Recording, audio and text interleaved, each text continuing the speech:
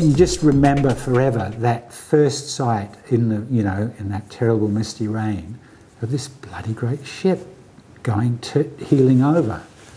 And the thing was that you never really thought about, wow, this is a big story. You just did what you could, and I don't mean that in any kind of cool way. You just didn't think this was what was in front of you, and you did. And because we had the only sound camera that hadn't been rained out, everything else had died. They'd lost sound. All their cameras had been drowned.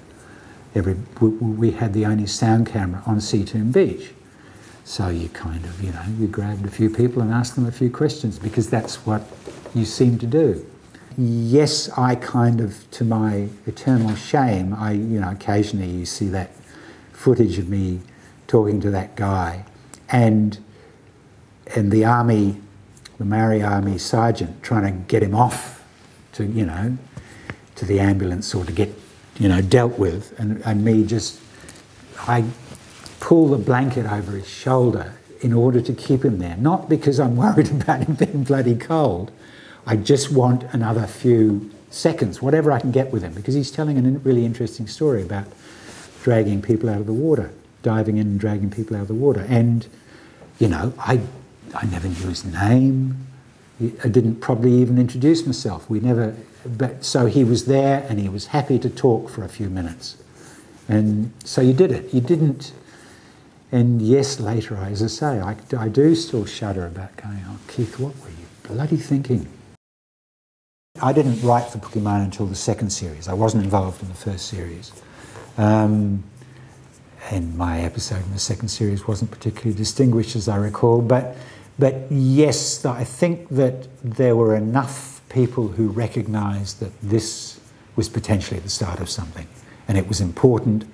And, you know, Tony Isaac, Michael Noonan, Hamish Keith, I think you have to kind of credit with the changing world they created out of the first series of Pukemanu.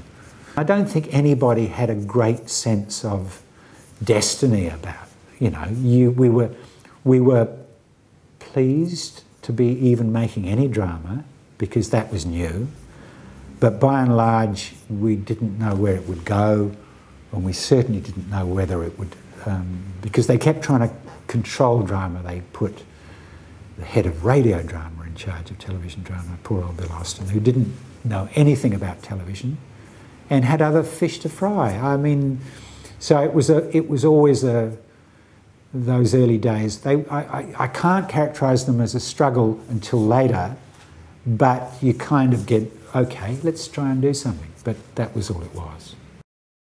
It was revisionist, absolutely revisionist, in the sense that the myth of Good Governor Grey, which had been examined by academic historians, but never by mainstream. The education system still perpetrated the myth of Good Governor Grey. So you knew you were coming up against something that didn't seem to be true. And because you were venturing into the private lives, because you know, you have to with drama if you're going to do 6 episodes of something, that you were going to get yourself into some contentious issues, and that's what you were in the bloody business for. I'm very mixed about the legacy. I think it probably did, for television drama, I think it did a lot of harm, because it made sure that never again would the system be brave enough to actually let something like this happen. Its good influence was perhaps into the Maori world, Maori television, and perhaps into feature films. It actually kind of probably said, look, we can do big stuff. I mean, relatively, it's not, you know, it's not that big, but anything's possible. Dear old Close to Home, God help it, yeah. We would never have had Close to Home if we hadn't had an Australian controller of programs who understood perfectly you had to have a soap opera to pull the audience and to keep them there, which worked. It's probably the main reason that why TV1 outrated for all its lifetime, as long as they were separate channels, all its lifetime it outrated TV2, South Pacific Television. It was dreary at times and, you know, long scenes about who liked bacon, but there weren't any taboo subjects. You could start to write things you wanted to write. I mean, it was also a factory, and factory television is really good provided that's not all you do. Frankly, I was surprised it rated so well. I was surprised it kind of held TV1's entire schedule together year after year after year until the Auckland people got control and got their vengeance and killed it off. It didn't have to die, even though it was getting a bit tired, and it came and went.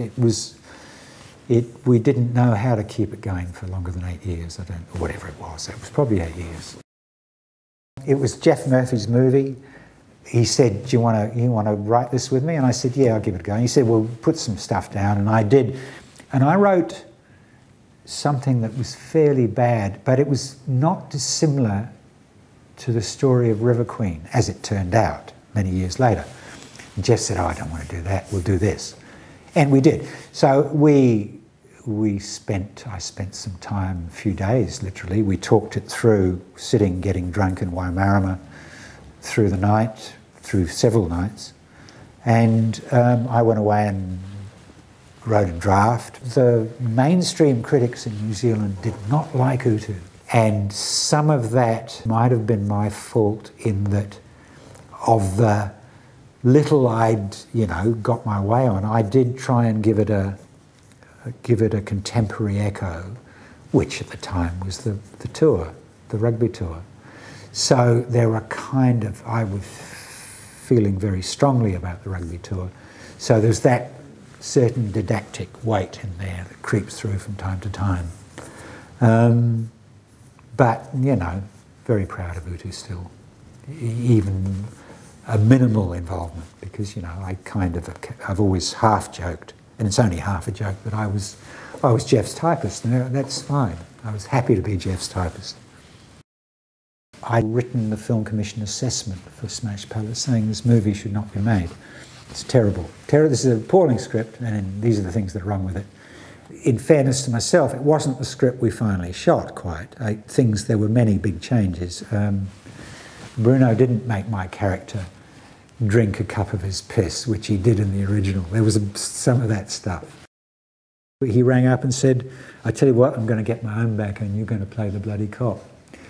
And during the shoot, he could quote, and often did, verbatim, my assessment, my written assessment, to embarrass me, as he kind of put me through it. So, yeah, that was a terrific experience. It really was.